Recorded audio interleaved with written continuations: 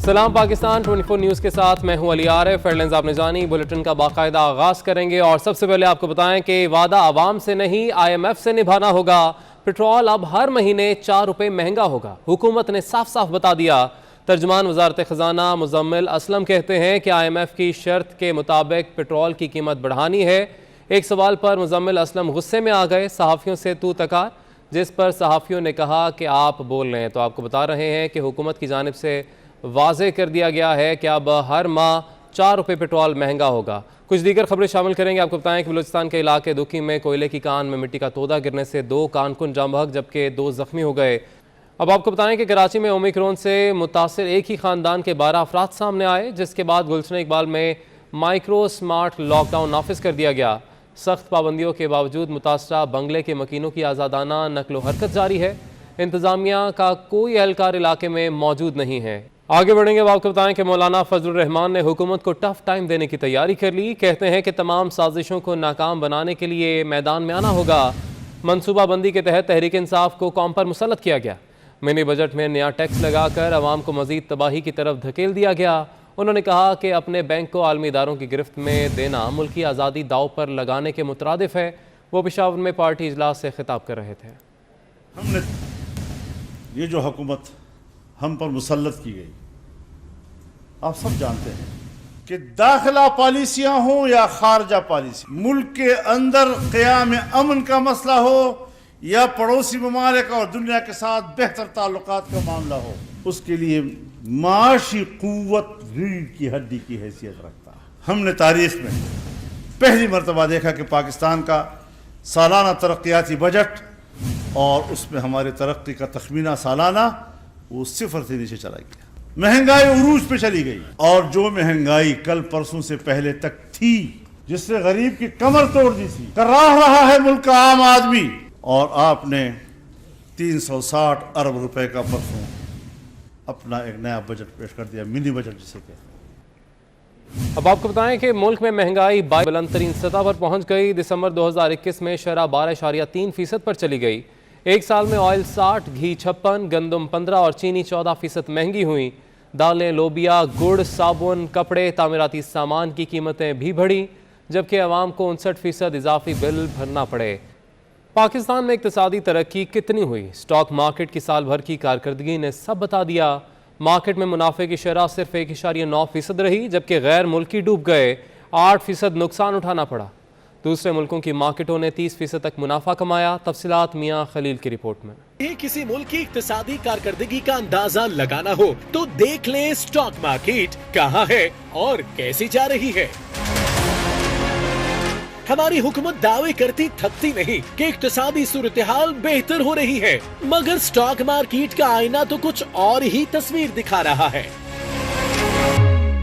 Pakistan stock exchange के index में 2021 के दौरान सिर्फ 1.9% ही इजाफा रिकॉर्ड किया गया, जो न सिर्फ दूसरे मुल्कों की मार्केट्स के मुकाबले में काफी कम है, बल्कि पाकिस्तान मार्केट की गुज़िश्ता 10 साल की औसतन सालाना इजाफे से भी कहीं ज्यादा कम है।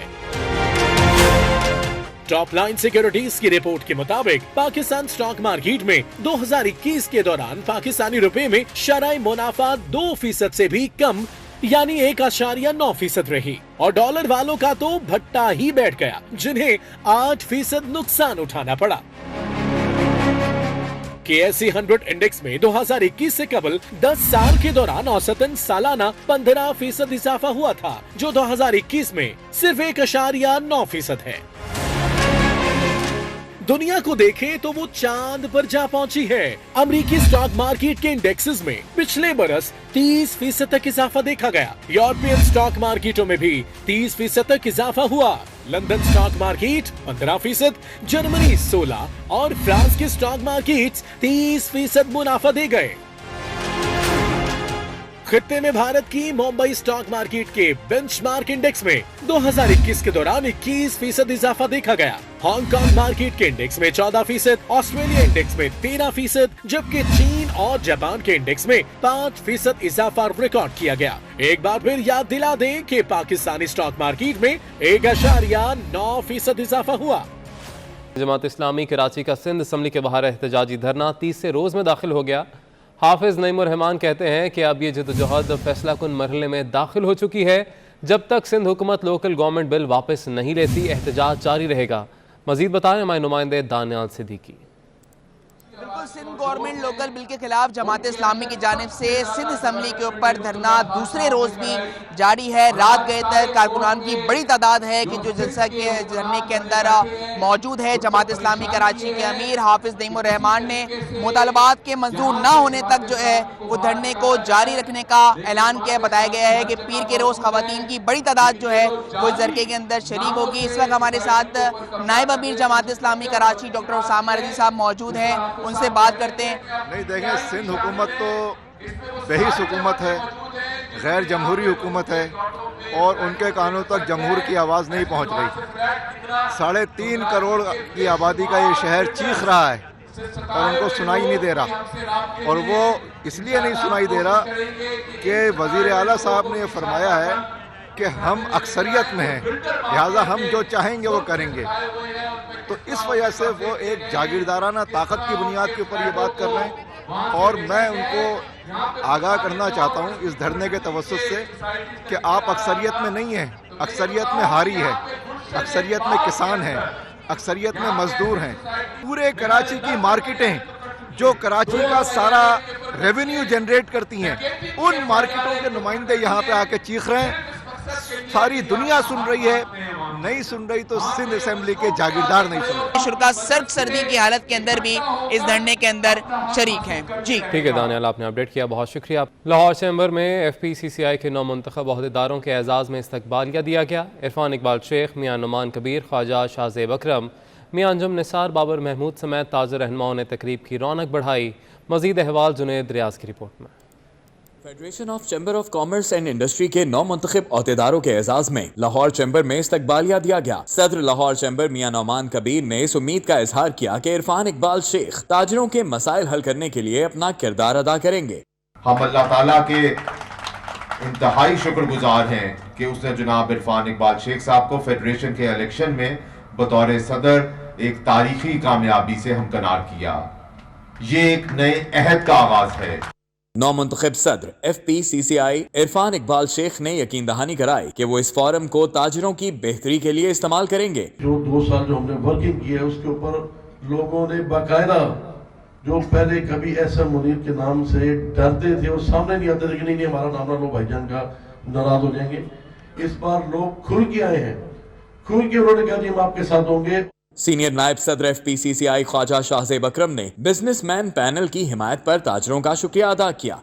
इस जीत का BMP की, जिसा शफकत साहब ने कहा कि प्याफ का सेहरा इनके सर पे है, BMP का मैंने भी कोशिश की अल्हम्दुलिल्लाह कि चूँकि आप लोगों की मोहब्बत से पिछली दफ़ा मैं मुंतखब होके आया था, मुझे यहाँ पे एज SVP डिलीवर करने का मौका मिला।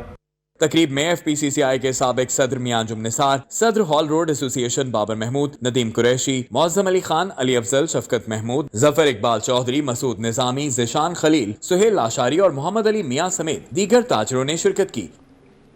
आगे बढ़ेंगे। अब आपको बताएं कि वज़ीर आज़म इमरान खान के विजन के मुताबिक सस्ते घर देने वाले मारूफ डेवलपर अल कबीर डेवलपर्स ने फ़ेज़ 3 की किंग्स टाउन में सस्ते कमर्शियल प्रोजेक्ट किंग्स टावर का इफ्तिताह कर दिया।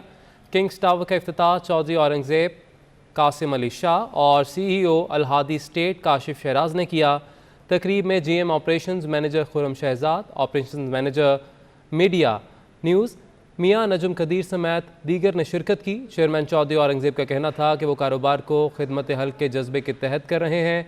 आसान अक़सात पर लाहौर की प्राइम लोकेशन पर जदीद रिहायशी मनसूबे में घर दे रहे हैं। बेरोज़गारी के ख़ात्मे के लिए अल कबीर टाउन फ़ेज़ 2 और इस्लामाबाद में भी मनसूबा ला रहे हैं। उन्होंने कहा कि वो कारोबार को इबादत समझ कर करते हैं, बहुत कम मुनाफे पर मनसूबा लाते हैं ताकि लोगों के लिए आसानियाँ पैदा की जा सकें, बेरोज़गारों को रोज़गार के मौक़े फ़राहम कर सकें। तकरीब के इख्तिताम पर मुकर्ररीन और मेहमान ख़ुसूसी में शील्ड्स भी तकसीम की गईं।